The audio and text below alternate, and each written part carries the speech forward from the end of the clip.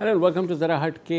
आज calling day है, आप ही की बात सुनी जाती है। मेरे दोनों साथी वुसअतुल्लाह खान और ज़रार खड़ो शहर से बाहर है, तो आज प्रोग्राम का हिस्सा नहीं है। मंडे से वुसअत ज्वाइन कर लेंगे, ज़रार एक हफ़्ते के बाद ज्वाइन करेंगे।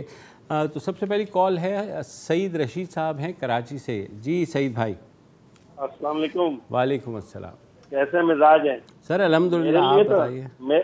मेरे लिए तो कोई सरप्राइजिंग नहीं है ये ऑडियो लीक्स और ये सारी चीजें। जी, अगर आपकी थोड़ी सी मेमोरी याद हो तो एक मर्डर हुआ था इधर कराची में हकीम सईद साहब का। जी बिल्कुल। उसके बाद एक वीडियो दिखाई गई थी ऑडियो के, भाई ये है, तो वो हुकूमत में वापस आ गए। तो उसी वक्त ये आइडेंटिफाई हो गया था कि पाकिस्तान में 2 ऐसी मशीनें आ गई हैं और उसका मुल्क भी मुझे पता है कौन सा मुल्क से आई थी और ट्रेनिंग पे कौन कौन गया था। वो अगर आप कहीं खड़ी कर दें तो उसके 500 मीटर के अंदर अगर कोई तहखाने के अंदर भी बैठ के स्क्रैच डालता है ना कागज पे, तो वो भी आवाज टेप हो जाती है। बिल्कुल। तो ये कोई सरप्राइजिंग बात नहीं। अब सिर्फ जंग जो है वो आसाब की जंग है जी। और तब से अब तक तो टेक्नोलॉजी इतनी बढ़ गई है कि अब तो आप 3-3, 4-4 किलोमीटर के फासले से जो है सुन सकते हैं। जी, तो अभी जो जंग है ना वो आसाब की जंग है जी।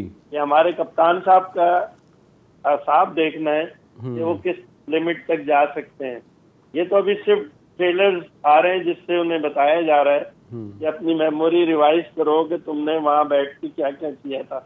अब अगर हम वो चीजें ले आए तो तुम बिल्कुल ही वो हो जाओगे। अभी इसी लिमिट पे रख के उनको ये बताया जा रहा है कि यहीं से बैक कर जाओ ताकि ज्यादा बात बढ़े ना और आप भी फेस कीपिंग कर लें, हम भी फेस कीपिंग कर लें। तो अब ये टोटल असाब की जंग है और इस जंग के अंदर एक बड़ी इंटरेस्टिंग चीज ये है कि हमारी जो जर्नलिज्म है ना वो 4 तरह के जर्नलिस्ट यहाँ बैठे हैं। आपको नहीं मैं कह रहा, आपको मैं सुनता हूँ, तो आप काफी न्यूट्रल बात। एक तो वो है जिन्होंने स्ट्रेट 2 लाइनें ली हुई हैं, एक सीधी सीधी उस तरफ गई हुई है, एक इस तरफ गई है। आप काला बताएंगे वो व्हाइट बताएंगे, वो व्हाइट बताएंगे वो काला बताएंगे। सही बात। फिर एक जर्नलिस्ट ऐसे हैं जिनको थोड़ा सा डर है कि यार हो सकता है शायद ये दोबारा आ जाए, तो वो अभी सेफ साइड पे चल रहे हैं कि थोड़ा सा इसके मुताबिक भी बात कर लेते, थोड़ा उसको भी क्रिटिसाइज कर लेते। मगर एक दो ऐसे जर्नलिस्ट हैं, इस वक्त मैं नाम नहीं लेना चाहता, वो इस तरह की बकवास करते हैं बाज दफा कि मैं हैरान होता हूँ कि वो फैक्ट स्पीकर्स को क्यों ट्विस्ट करते हैं। देखिए वो एक बात होती है ना कि यू टर्न ले लिया, यू टर्न लेना कोई बुरी बात नहीं है। मुझे पता चला मैं लालू के जा रहा हूँ और मुझे पता चला मैं गलत जा रहा हूँ तो मैं यू टर्न ले लूँ, मुझे नाजाबाद जाना था। मगर अगर मैं ये कहूँ कि मैं लालू के जो जा रहा था वो गलत नहीं जा रहा था, वो भी सही है, अब मुझे दिस इज रॉन्ग। तो हमारे कुछ जर्नलिस्ट ऐसे हैं। अब वो मरियम का जो वो आया सबसे पहले जो उधर चीफ जस्टिस ने लिखा वो ये लिखा कि इस डिसीजन में पुराना नैब का कानून लागू होता है, नया नहीं लागू होता। बिल्कुल। पहला सेंटेंस उन्होंने लिखा। दूसरा सेंटेंस उन्होंने लिखा कि हमें इससे वास्ता नहीं है कि क्या है, हमें एविडेंस दिखा दो जी और हम तुम्हें सजा करवा। अच्छा सईद भाई, थोड़ी सी करेक्शन कर लूँ। इस्लामाबाद हाई कोर्ट का जो रिटन ऑर्डर आया है उसमें ऐसी कोई चीज़ नहीं है, लेकिन ये ज़रूर कहा गया कि जब नैब के प्रोसिक्यूटर ने कहा चैलेंज किया गया कि आप कुछ साबित नहीं कर सके, तो उन्होंने कहा जी अब तो नैब में कवानीन में तरमीम हो गई हैं, तो उस पर एक जज साहब ने कहा कि चले आप पुराने कानून के एतबार से ही साबित कर दें। तो वो प्रोसीडिंग्स का हिस्सा ज़रूर था मगर फैसले का हिस्सा नहीं था, और हो सकता है जब डिटेल जजमेंट आएगी तो शायद उसका हिस्सा ज़रूर हो। हमारे अगले कॉलर हैं जी प्रोफेसर अहमद शमीम कराची से। जी अस्सलाम वालेकुम सर। अस्सलाम वालेकुम जनाब, मुझे 3 बातें कहनी। ज़रूर। पहली बात तो मैं ये कह रहा था कि कराची में स्ट्रीट क्राइम बहुत ज़्यादा है। बिल्कुल। इसका एक मामूली सा हल है कि जाहिर बात ये ट्रांसपोर्ट के जरिए होते हैं, तो मोटरसाइकिल और गाड़ियों के नंबर जो हैं बहुत ही वाज़ेह अंदाज में, मोटरसाइकिल तो खास तौर पे वो जो उसकी हेडलाइट है और पीछे बड़े वाज़ेह अंदाज में नंबर लिखे हुए हो, और उनको मतलब ये कि ट्रेस किया जा सकता है गाड़ियों को। और ये काम कोई महीने भर का प्रोजेक्ट हो सकता है जिसमें बहुत सारे पूत खोलकर इस समय 2 नंबर मोटरसाइकिलें खत्म हो जाएंगी, क्योंकि 50% से ज्यादा मोटरसाइकिलों के नंबर ही नहीं है, बल्कि अप्रोक्सीमेट 80%। बिल्कुल, यू आर राइट। तो इस तरह आप कम से कम अगर उस आदमी की शक्ल, वो मुंह पे मास्क पहना हुआ है, शक्ल नहीं देख सकते, कोई आदमी नंबर तो देख सकता है कि 30, 42 जी गाड़ी का नंबर था बिल्कुल उसमें लेकिन सर ये ज़रूर होता है कि बहुत से जो लोग वारदात करते हैं वो फेक नंबर प्लेट लगाते हैं। बिल्कुल मैं इसी की बात कर रहा हूँ। आज से 15 साल पहले 20 साल पहले कोयटा में एक एसएसपी होते थे शायद कलीम इमाम साहब, वो लैपटॉप लेकर बैठ गए थे सड़कों पर और हर गाड़ी के आगे नंबर चेक करते रहते थे।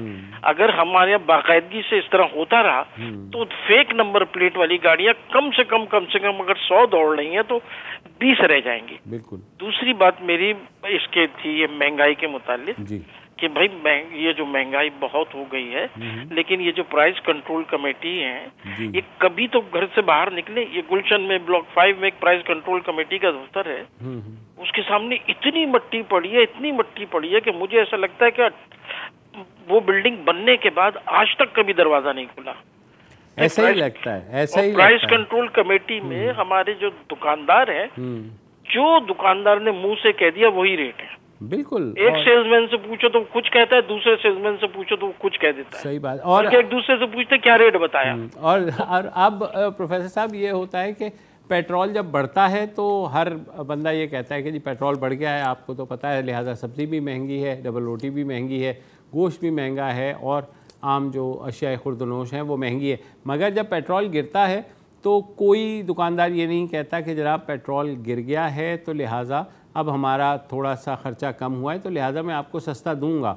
ये मेरे ख़्याल में यहाँ प्राइस कंट्रोल कमेटीज़ का किरदार आता है कि वो इफ़ेक्टिवली इस चीज़ को इंश्योर कराएं। मगर बदकिस्मती ये कि कसाब की दुकान पर या जनरल स्टोर पर या सब्ज़ी वाले की दुकान पर सरकारी रेट तो लिखा हुआ होता है, मगर वो उस सरकारी रेट के सामने ही उससे दुगने रेट पर चीज़ें फ़रोख्त कर रहे होते हैं, जैसे हमारी सड़कों पर नो पार्किंग के नीचे लोग गाड़ी लगा रहे होते हैं।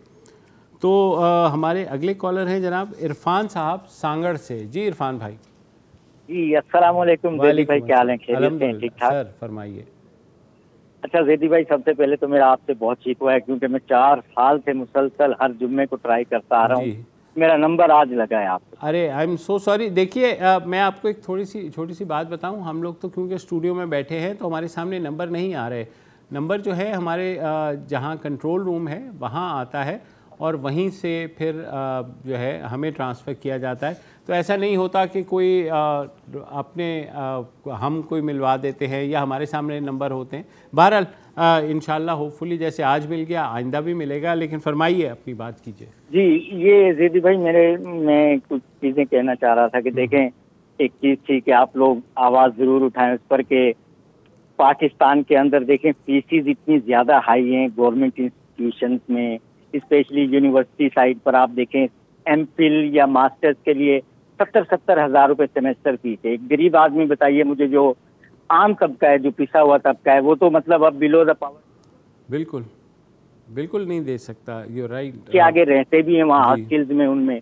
और इंडिया में वही फीस जो है 500 रुपये, 700 रुपये, 1000 रुपये। बिल्कुल। ये डिफरेंस क्यों नहीं है? हमारी तरजीहात में क्यों नहीं है? ना मीडिया की ना गवर्नमेंट की, तो देखें उनसे उम्मीद ही नहीं है कि वो कोई तरजीहात उनकी होंगी। मैं तो सिर्फ शिकवा मीडिया से है कि मीडिया आखिर इन चीज़ों पर फोकस क्यों नहीं करता जो मेन हमारे जेन्युइन इश्यूज हैं। थोड़ी देर पहले प्रोफेसर साहब ने जो बात की महंगाई, वो तो हो गया, ये भी एक बहुत बड़ा इश्यू है। काइंडली प्लीज इस पे, ताकि गरीबों का भी हक है, सिर्फ अमरा के बच्चों का ही हक नहीं है कि वो ही अच्छी तालीम हासिल कर सकें या आगे तक पढ़ सकें। जी नहीं बिल्कुल आपने बहुत अच्छी बात की इरफान भाई। और वाकई आप ये देखें कि अगर हम भारत से कंपैरिजन करें तो वाकई वहाँ पे किताबें और फॉर दैट मैटर अगर अखबार भी हैं वो इतने सस्ते हैं कि आज भी आम आदमी की पहुँच में हैं। हमारे यहाँ कहा जाता है कागज़ महंगा हो गया, ये महंगाई है, तो लोगों को ज़ाहिर है एक्सेस ही नहीं होती, उनके महदूद वसाइल हैं।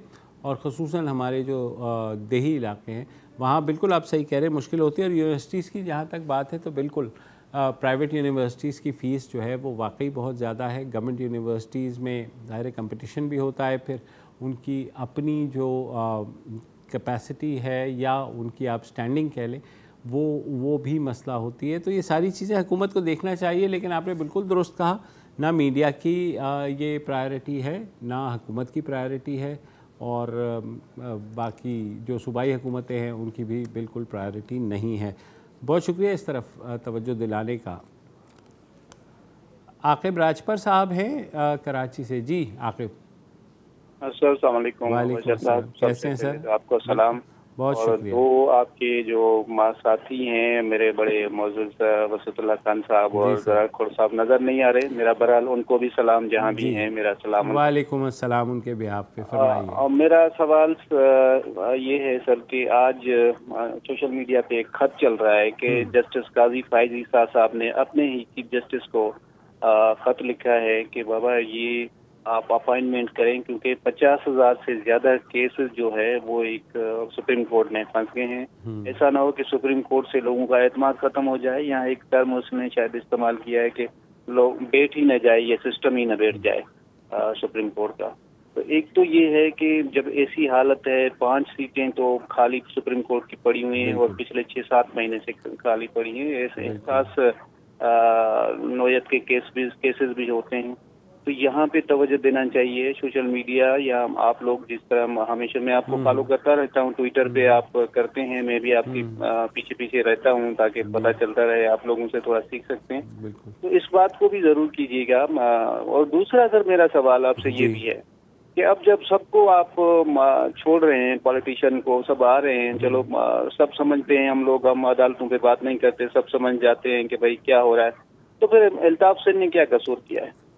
फिर इसको भी छोड़ दें। जब आप सबको छोड़ रहे हैं, जिन्होंने मुल्क को लूटा है, जड़ें लूटी हैं, उनको भी आप छोड़ रहे हैं। करप्शन केसेस में किसी को भी सजा हुई नहीं है, ऐसे ही अपने ड्रामेबाजियां हुई, चाहे मुशर्रफ ने की, चाहे इमरान खान ने की, चाहे जरदारी या नवाज शरीफ ने किया, सबने एक दूसरे को रगड़ा दिया, बस अल्लाह अल्लाह खैर चला, सबका खत्म हो गया मामला। तो फिर उसको भी छोड़ दें, उसको भी आवाम पीछे है, उनका भी हक है, कराची शहर के लोग उसको फॉलो करते हैं, आज भी उसके फॉलोअर हैं, तो फिर उसको भी खत्म करना चाहिए, उसको भी आना चाहिए अपने मुल्क। जी बिल्कुल, मेरे ख्याल में देखिए अल्ताफ हुसैन को अब तकरीबन कोई उनको गए हुए 23 साल हो गए हैं। उन्होंने शरीयत भी तर्क कर दी, वहाँ की शरीयत ले ली। मगर आपकी बात ठीक है बिल्कुल, अगर लोग उन्हें चाहते हैं तो मेरे ख्याल में जब सबको एमनेस्टी मिल रही है तो उनको भी एमनेस्टी देने में कोई हर्ज नहीं है। और ये हुकूमत जो कि PDM है, पाकिस्तान डेमोक्रेटिक मूवमेंट है, ये बहुत सी जो सियासी जमातें हैं उनका एक इत्तेहाद है। और मुझे याद है बिलावल भुट्टो ने कुछ साल पहले ये कहा था कि वो जो है अल्ताफ हुसैन को गद्दार नहीं समझते। तो मेरे ख्याल में सिंध गवर्नमेंट को चाहिए कि वो उनको बुलाए यहाँ पर, और जो कराची का वोट बैंक है उनका वो उनको पूरा हक होना चाहिए कि वो इस सारे मसले के ऊपर या जो कराची के मामलात हैं उस पर अपना किरदार अदा कर सकें, प्रोवाइडेड कि वो ख़ुद भी आना चाहते हैं या नहीं आना चाहते, ये भी देखना होगा। और हमारे जब सियासी रहनुमा वापसी का फ़ैसला करते हैं तो बहुत ख़तरात होते हैं, आपको पता है। बेनज़ीर भुट्टो की मिसाल, शहीद की मिसाल सामने है हमारे। तो बिल्कुल ये जहाँ तक कराची के मैंडेट की सवाल है तो एक बड़ी तादाद में कराची का मैंडेट अभी भी अल्ताफ़ हुसैन की जो मुस्लिम लीग जो MQM लंदन है उसको सपोर्ट करता है। अब आप उसे अच्छा समझें ना समझें, लेकिन बिल्कुल रिस्पेक्ट करनी चाहिए मैंडेट की। जहाँ तक आपका पहला सवाल है सुप्रीम कोर्ट में पेंडेंसी का, ये आज का मसला नहीं है, मगर आप सही कह रहे हैं कि ये जो जस्टिस काजी फायज़ ईसा ने लिखा है बिल्कुल सही लिखा है। हमारी अदलिया के ऊपर लोगों का एतमाद जो है, कल भी हमने इस पर बात की थी कि सियासी केसेस जो हैं वो जल्दी सुन लिए जाते हैं, उन पर फैसले भी आ जाते हैं, मगर जो आम आदमी का केस है वो शायद उसकी मौत के बाद दूसरी या तीसरी नस्ल जो है उसको वो परसू करती है, अगर परसू करे तो उसके बाद जाकर के कहीं इंसाफ मिलता है। और हमारे साथ जो हमारे एक साथी लॉयर असद रहीम है, उन्होंने कल कहा कि लॉयर्स के अंदर ये बात आम है कि एक आम आदमी का केस अगर चाहे वो किसी भी किस्म का तनाज़ा हो 25 साल तो उसमें लग ही जाते हैं। तो ये पेंडेंसी जो है बहुत बड़ा इशू है। और सुप्रीम कोर्ट के अंदर मैं आपको बताऊं कि बहुत से ऐसे केसेस हैं, नेशनल बैंक के पेंशनर्स का केस जो है और PTCL के पेंशनर्स का केस है, और बहुत जो बूढ़े हमारे पेंशनर्स हैं, बहुत से लोग इस दुनिया से चले गए इसी आस में कि सुप्रीम कोर्ट कोई फ़ैसला दे दे। नेशनल बैंक के केस में उन्होंने फ़ैसला दे दिया हक़ में, मगर फिर नेशनल बैंक उसके अगेंस्ट चला गया। फिर उसकी नज़र सानी की सिर्फ एक अपील पड़ी हुई है जिसको आज 4 साल हो गए हैं, मगर सुप्रीम कोर्ट ने वो अपील नहीं लगाई। मगर जहाँ कोई सियासी केस होता है बसद माजरत, तो अदालतें जो हैं उसको फ़ौरन टेकअप करती हैं, उससे आम जो साइलिन हैं उनका वक्त ज़ाया होता है। सियासतदानों को भी ये सोचना चाहिए कि अपनी हर जो तनाज़ा है वो अदालतों में ना लेके जाएं, ख़ुद भी सीखें, पार्लियामेंट के अंदर उसको हल करना सीखें। वरना जब अदलिया के पास जाता है मसला तो ज़ाहिर है वो एक फ़ैसला किसी फ़रीक के हक़ में हो जाता है तो दूसरे को लगता है कि इंसाफ का कत्ल है, जिसके हक़ में हो जाता है वो कहता है अदलिया जिंदाबाद। और कुछ अरसे बाद अगर यही फ़ैसला मुखालिफ के ख़िलाफ़ हो जाए तो जो हारता है वो उस जो पहले अदलिया को वाह कर रहा होता है वो अदलिया को क्रिटिसाइज़ करता है, और जो पहले क्रिटिसाइज़ कर रहा होता है जब उसके हक़ में कोई फ़ैसला आ जाए तो वो कहता है इससे बेहतर तो इंसाफ हो ही नहीं सकता। तो बिल्कुल जो सुप्रीम कोर्ट अदालत उज़्मा है, एक्सक्यूज़ मी, पाकिस्तान की सबसे बड़ी अदालत है, उसके ऊपर बहुत भारी जिम्मेदारी है कि वो आम लोगों का केस जो है वो भी उसी तरह सुने जिस तरह वो एक सियासतदानों का या किसी का भी केस सुनती है अशराफिया में से। एक वक्फ़ा लेते हैं जी, वक्फ़े के बाद वापस आते हैं।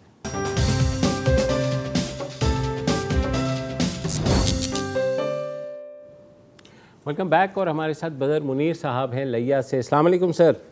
वालेकुम सलाम, क्या हाल है? अल्हम्दुलिल्लाह सर, आप बताइए। ठीक है, ज़बरदस्त सर।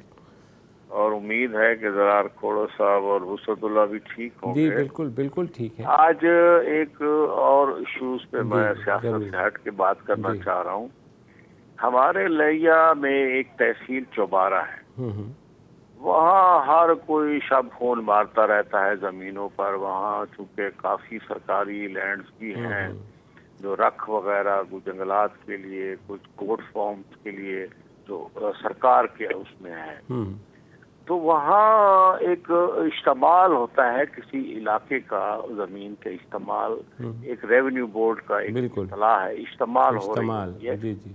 उस दौरान जो है ना कोई लेन देन हो सकता है, ना खरीदो फरोख्त, ना कब्जा। तो ये इमरान खान साहब की बहन ने उज़्मा खान, उसने 5267 कनाल वहाँ खरीद की मुख्तलिफ लोगों से। ये भी कोई चलो लोग खरीदो फरोख्त करते रहते हैं, ये इशू नहीं है। इशू ये है कि वो उसको एक तो 70 करोड़ दिखाया गया है उसको लेने का, मतलब ले रहे हैं। उसकी मालियत 70 करोड़ है और गालिबन मुबैना तौर पर उन्होंने 13 करोड़ में ली है जी। और नहीं, 7 अरब है सर। अच्छा 7 अरब नहीं, और ये आपको शायद गलत इतना है। जी जी। 70 करोड़ है सर, उसको 13 करोड़ शो करके उसमें टैक्सेस बचाए गए हैं। ओके। असल सरकार का टैक्सेस बचाया गया है। अच्छा, इस जुल्म में ये बुजदार साहब के दौर में हुआ, अब एक्सपोज हो रही हैं चीजें जी। अब उनको मार धाड़ करके उठाया जा रहा है और मतलब कब्जे किए जा रहे हैं। और असल में इसके ऊपर जो है खास तौर पर सुप्रीम कोर्ट को इन इश्यूज पे जो है वो देखना चाहिए। और ये हमारे मतलब सरकार, हमारा पैसा है ना जी, जो हमें हमारे लिए खर्च होना है या हमारे मतलब मामलात मुल्क के चलाने के लिए। ये जो छोटी छोटी चोरियां हैं इनको देखने की जरूरत है। दूसरी बात, अभी इरफान साहब ने एक बात की थी प्राइवेट यूनिवर्सिटियों वाली। अगले दिन मुझे फोन आया मेरे बेटे सावल का, उसने MS बायोटेक्नोलॉजी में कर लिया कायद-ए-आज़म यूनिवर्सिटी से, तो MPhil के लिए उसने टेस्ट दिया है। कोई फैसलाबाद की कोई यूनिवर्सिटी है, तो कहता है जी 800 लोगों ने टैक्स दिया, 140 अपेयर हुए, 40 उन्होंने रखने थे जिसमें मेरा नाम आ गया है। माशाल्लाह। तो बाबा मुझे 91,000 भेजे मैंने देने। अब बताइए, मैं एक पॉलिटिकल वर्कर उस कैडर का बंदा हूँ जो ईमानदारी से जिंदगी और सिस्टम की जंग लड़ते थे। अब मैं एकदम से उसका 91,000 कहाँ से भरूं और क्या करूं? मेरे पास तो बिल्कुल ही नहीं है। इस पे थोड़ा सा फिर इनको कोई इस्लाह करें, कोई खुदारा कोई दुनिया को देखें, दुनिया कैसे चला रही है। दुनिया उल्टा स्कॉलरशिप्स दे रही है और बच्चे जा रहे हैं स्कॉलरशिप पे। या इर्द गिर्द के कंट्रीज में जैसे इरफान साहब ने कहा 500, 1000, 1500, 20 ऐसे ही मतलब सिलसिला है। तो दूसरी बात तो ये थी। तीसरी बात मैं छोटी सी, आज मुझे मौका है, आज मुबश्शिर साहब बैठे हैं तो बड़ा तफसील से बात हो सकती है। तीसरी बात एक ये थी कि हमने, हमारे दादा ने जब इंडिया की स्टैंप थी 2 रुपए स्टाम्प वाली, 156 कनाल खरीदी थी, ठीक है ना सर। वो एक यहाँ के बासर शख्स गुलाम हैदर खीन साहब MPA बनते रहे, जिला नाज़िम बने, उन्होंने मौजे कहलाते थे, मौजों में एक नया चेक फिक्टिशियस क्रिएट कर दिया, क्रिएट करके हमारे 51 कनाल बचा दिए और 105 कनाल उन्होंने अपने नाम पर करा दिया सिटी एरिया में, जहाँ इस वक्त जो है वहाँ कीमत 50 लाख कनाल की है। 105 कनाल से हमें जो है वो, हम पीपल्स पार्टी में थे, वो नून में थे और वगैरह वगैरह, PTI में भी अब चले गए और वगैरह, जो काफ में भी चले गए, जो हुकूमत बनती थी उसको इस तरह हमारे साथ नहीं किया, सैकड़े लोगों के साथ किया लिया में। तो खुदारा SNBR जो पंजाब का है, इसके ऊपर कोई कमेटी बनाकर तहसीलदार ईमानदार लोगों की यहाँ पर ये जो एम्बेजरमेंट जिला लिया में हुई पड़ी है लैंड की, बहुत बेतहाशा मतलब लोगों ने क्लेम, जाली क्लेम खरीदे, एडजस्ट किए, सरकार की जमीनें, लोगों की जमीनें, इस तरह मौजा चेक बना के TDA कर दी जमीन लोगों की, जो इंडिया से पाकिस्तान बनने से पहले से मलकियत लोगों की चली आ रही। तो वो उनको बेदखल करके जाली क्लेम एडजस्ट करवा के और काबिज बन गए, और जो असल मालिक थे वो अब रुलते फिर रहे हैं अदालतों में, हाई कोर्टों में। जी मदर भाई, ये इतना बड़ा अलमिया है ज़मीन का, और ये शायद लिया में आप जाहिर है आपकी अपनी ज़मीन भी कब्जाई गई है, तो कराची में भी कम बेश ज़मीन का ही मसला रहा है हमेशा, बाकी शहरों में भी यही है। आपने बात की थी एक तो कमेटी बनाई जाए, तो मेरे ख्याल में कमेटी में भी आपको शायद लोग पूरे ना हों जो ज़मीन के मामले में ईमानदारी का मुजाहरा करें। जहाँ तक आपने सुप्रीम कोर्ट की बात की, तो मैं बहुत से ऐसे जजेस को साबका जानता हूँ सुप्रीम कोर्ट के, जिन्होंने इस्लामाबाद में 2-2 प्लॉट्स ले लिए, ख़ुद वायलेशन की। एक साबिक चीफ जस्टिस थे, उन्होंने माजूरों के कोटे में से प्लॉट ले लिया। तो ये सारी चीज़ें रिकॉर्ड का हिस्सा हैं, मगर बदकिस्मती ये है कि जब ज़मीन की बात आती है तो हमारे यहाँ हर किस्म की एक्सप्लॉयटेशन होती है। बहरहाल कोशिश यही अल्लाह करे कि आपका मसला हल हो। एक वक्फा लेते हैं।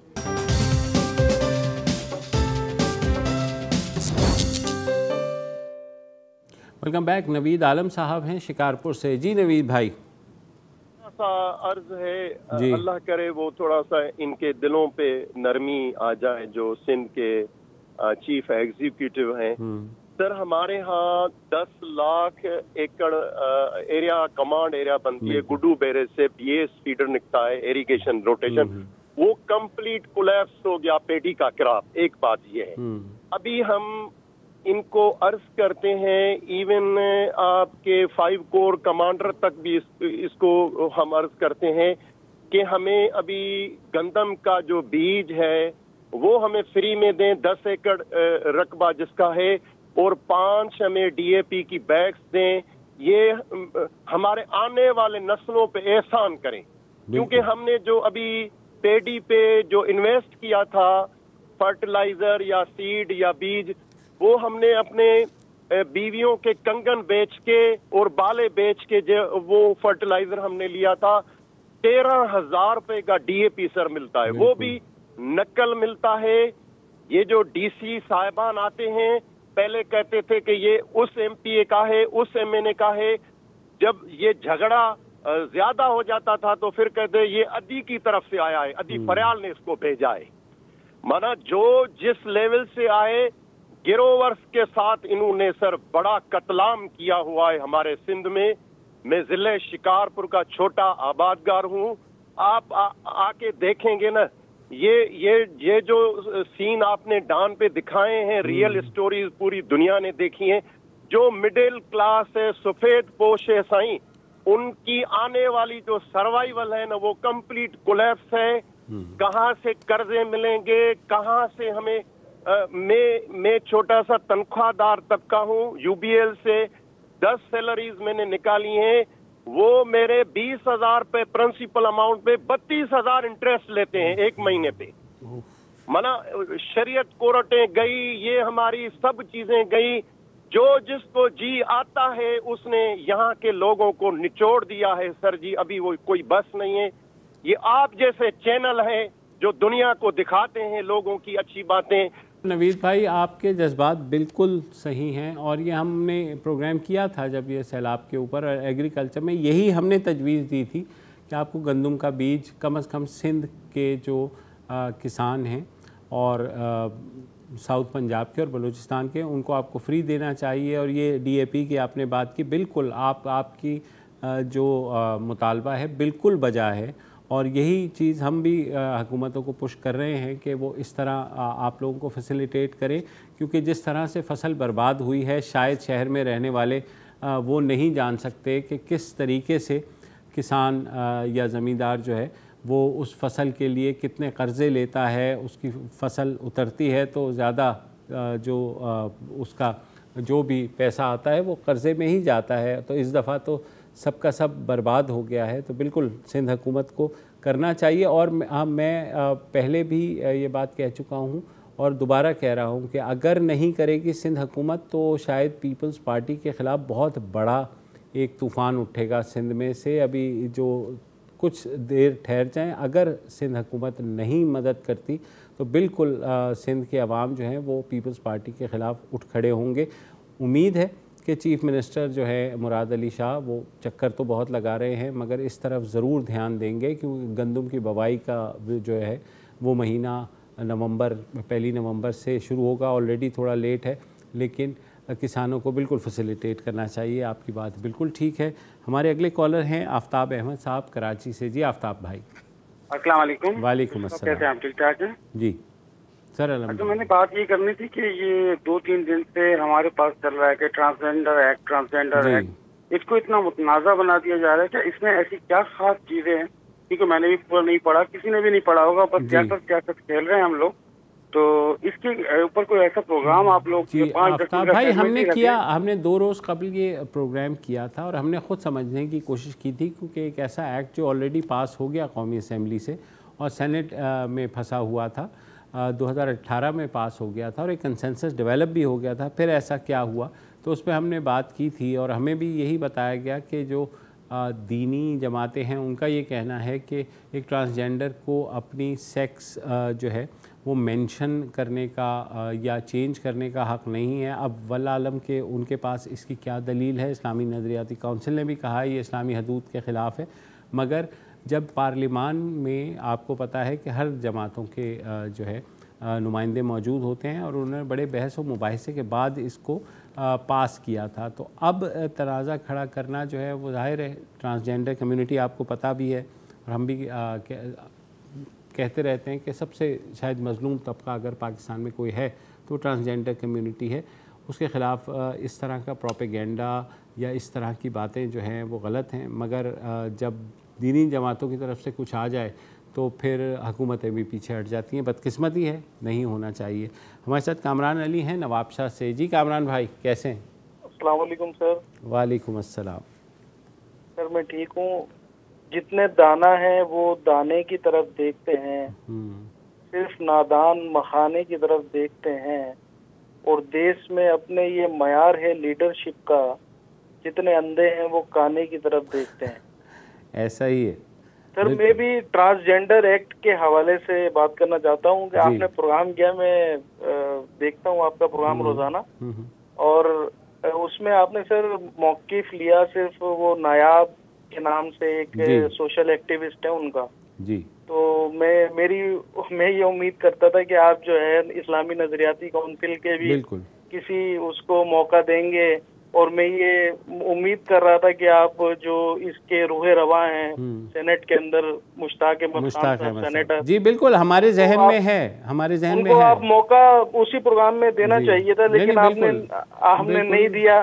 तो आप जब तक उनका मौकिफ नहीं लेंगे तो आपको किस तरह पता चलेगा कि उसके अंदर क्या खामियां हैं? हमने उनको लाइन अप किया हुआ है। होपफुली देखें नेक्स्ट वीक में हम उनका मौकिफ लेंगे, क्योंकि हम भी समझना चाह रहे हैं और हमारी तरह ज़ाहिर है व्यूअर्स भी कंफ्यूज हैं कि अचानक क्या ऐसा तनाज़ा खड़ा हो गया है, क्यों ऐसी बात हो रही है। तो आपकी बिल्कुल शिकायत भी वजह है और आपकी सजेशन जो है वो सर आँखों पर है और हम यकीनन उनको लेंगे नेक्स्ट वीक। Thank you. इस वक्त एक वक्फा लेते हैं जी।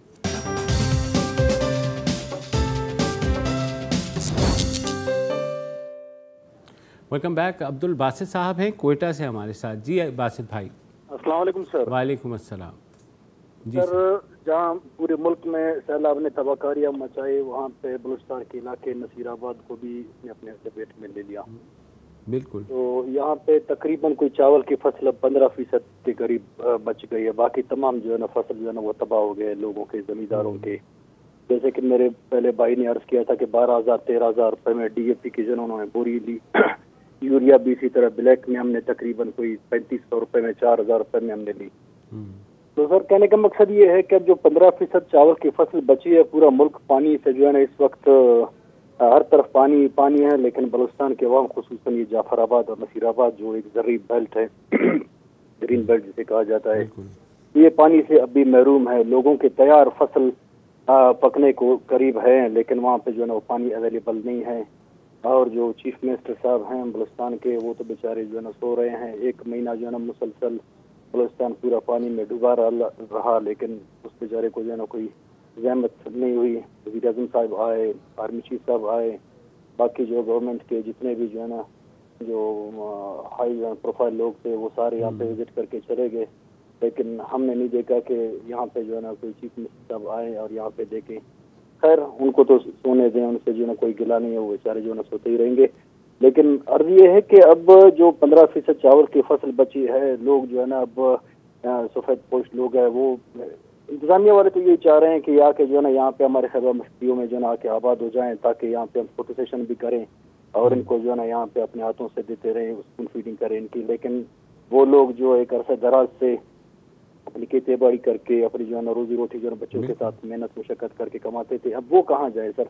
एक तो इनकी जो है ना आधी से ज्यादा वो फसलें तबाह हो गई, और जो कुछ बच गया है अब वो जो है ना एक मसनूई पानी का बहरान पैदा करके उनको भी जो है ना मारा जा रहा है। तो सर ये किस तरफ जा रहे हैं? अभी भी हम कहें कि जी अल्लाह का अज़ाब नाज़िल ना हो हम पे, अभी भी हम कहें कि जी पानी जो है ना यहाँ पे सैलाब क्यों आते हैं? ठीक है जी, सैलाब तो आ गया, गुजर गया, अब जो पानी दरियाओं में जो वाफिर मकदार में मौजूद है, तो ये पानी हमें क्यों नहीं दे रहे हैं सर? ये पूरा ग्रीन बेल्ट जो है तबाह हो रहा है। जी बिल्कुल, आपकी बात ठीक है बासित साहब। ये जो है सूरत हाल वाकई बड़ी क्रिटिकल है, और बदकिस्मती देखिए कि इतनी बारिश हुई, दरियाओं में इतना पानी है, उसके बावजूद पानी नहीं मिल रहा है। नसीराबाद का हम लोगों ने अपने प्रोग्राम में और न्यूज़ में भी उसको खासा कवर किया है। तो बिल्कुल हुकूमत को इस तरफ तवज्जो ज़रूर देनी चाहिए। बलूचिस्तान हुकूमत जैसे आपने राइटली पॉइंट आउट किया, नहीं उस तरह से नसीराबाद या जाफराबाद की तरफ देख रही, कि क्योंकि कोयटा से शायद दूर है। तो बाकी जो लोग आए थे, चाहे आर्मी चीफ़ हों, वज़ीर आज़म हों, उनको भी देखना चाहिए कि यहाँ के लोगों को पानी मैसर होना चाहिए। और ज़ाहिर है आपको पता है कि सिंध ख़ासा हेल्पफुल करता है बलूचिस्तान की, तो मैं सिंध हुकूमत से भी दरख्वास्त है कि पानी का कोई जो इंतज़ाम है वो उस तरफ उसका रुख मोड़ा जाए, या कम अज़ कम जो है उनको पानी की फराहमी दी जाए। ऐसे मौक़ों के ऊपर ज़ाहिर है सूबों को आपस में मुखासमत दिखाने के बजाय एक दूसरे का साथ देना चाहिए। और चाहे वो नसीराबाद में हो, चाहे वो राजनपुर में हो, चाहे वो जो है दादू में हो, सब के फसलें जो हैं वो तबाह हुई हैं, और हुकूमत का फ़र्ज़ बनता है कि उन लोगों को अब जो फसल काश्त हो रही है उसके लिए सहूलतें भी दें, और कम अज़ कम आसान तरीन इक़्तिसाद के ऊपर कर्ज़े भी फराहम करें, ताकि वो जिनका सब कुछ उजड़ गया है वो कम अज़ कम किसी तरह अपने पाँव पर खड़े हो सकें।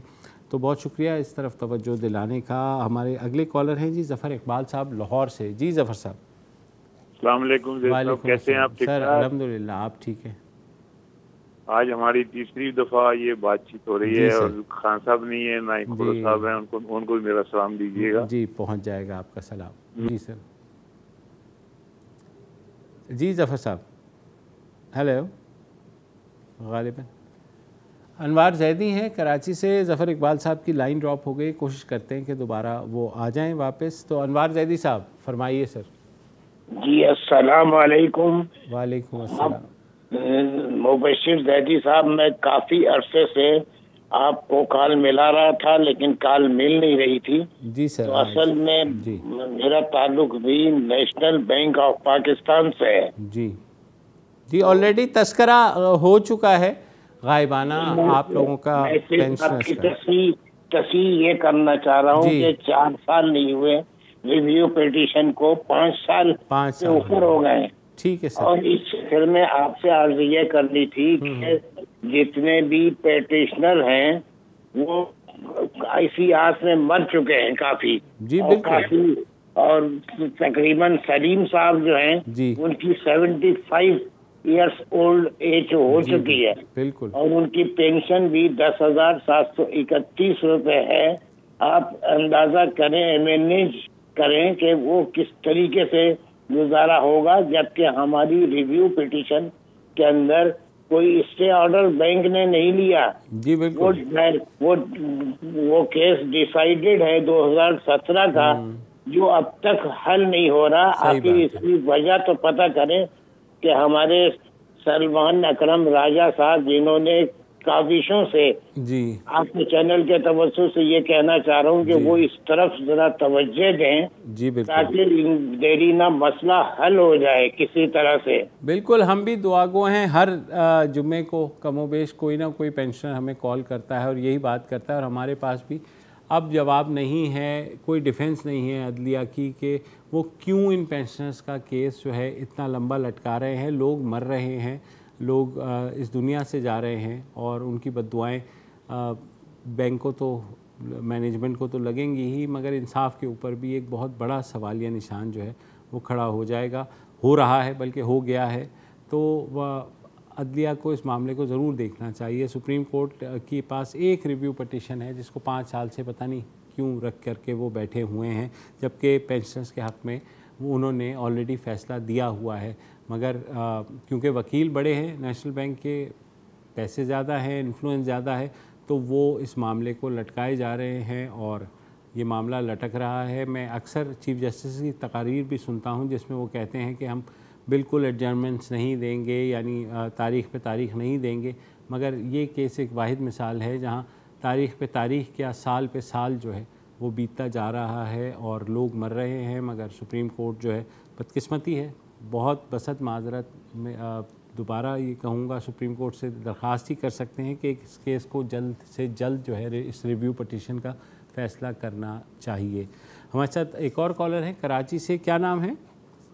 अब्दुल समद साहब हैं। अस्सलाम वालेकुम समद भाई।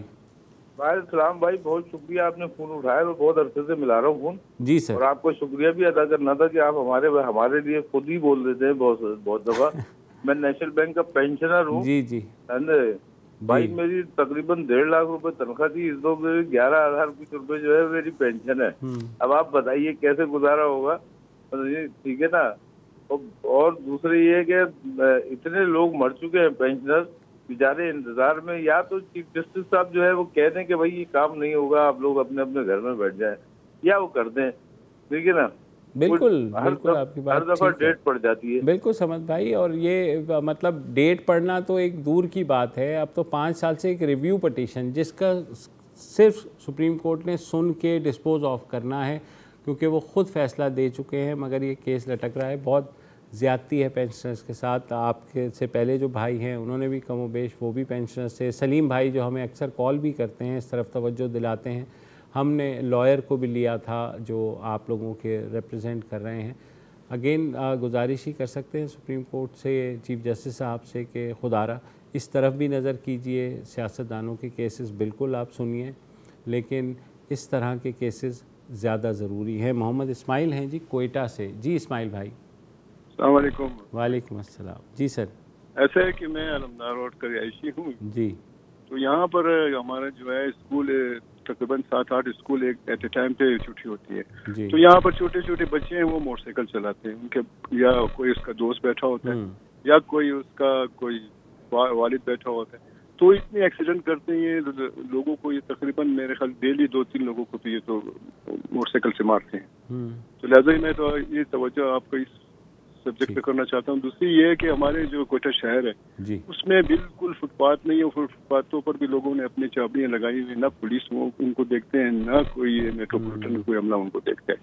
लिहाजा ये 2-3 चीजें हैं जो मैं आपके में लाना चाहता हूं। नहीं बिल्कुल अच्छा किया आपने। और क्योंकि हम जितने हमने उनको कहा है कि भाई यहाँ ऐसे सब्जेक्ट है कि पैदल चलना मुश्किल हो गया हमारे लिए। नहीं बिल्कुल, पेडेस्ट्रियंस का तो इस मुल्क में खैर, पैदल चलने वालों का तो कोई है ही नहीं।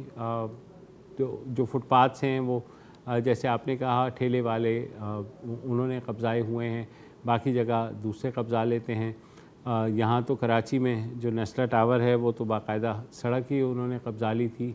तो ये बिल्कुल सही है। जहाँ तक स्कूल्स की बात है इकट्ठे छुट्टी की, तो कराची में इसको थोड़ा मैनेज किया जाता है कि स्कूल्स की छुट्टी जो है वो 15-15 मिनट या 20-20 मिनट की डिफरेंस से कर ली जाती है अगर एक ही लोकेलिटी में है, उससे थोड़ा सा प्रेशर कम होता है। मगर ये बिल्कुल कोई एक्सक्यूज़ नहीं है कि जो 18 साल से कम उम्र बच्चे मोटरसाइकिल चलाते हैं और रैश ड्राइविंग करते हैं, तो पुलिस को, ट्रैफिक पुलिस को कम से कम ये ज़रूर देखना चाहिए। और बच्चे जो है स्कूल के, जब छोटे बच्चे बाहर निकलते हैं तो ऑलरेडी ट्रैफिक जो है ड्राइवर्स को बहुत कॉशियस होना चाहिए कि खुदा ना करे किसी बच्चे को वो सड़क पार करते हुए टक्कर ना मार दें। तो ये चीज़ तो ट्रैफिक पुलिस को बिल्कुल देखनी चाहिए। और अगर 7-8 स्कूल हैं तो यकीनन वहाँ पर कोई 7-8 पुलिस वाले तो ज़रूर खड़े करने चाहिए। आज के लिए इतना ही जी, पीर को दोबारा हाजिर होंगे।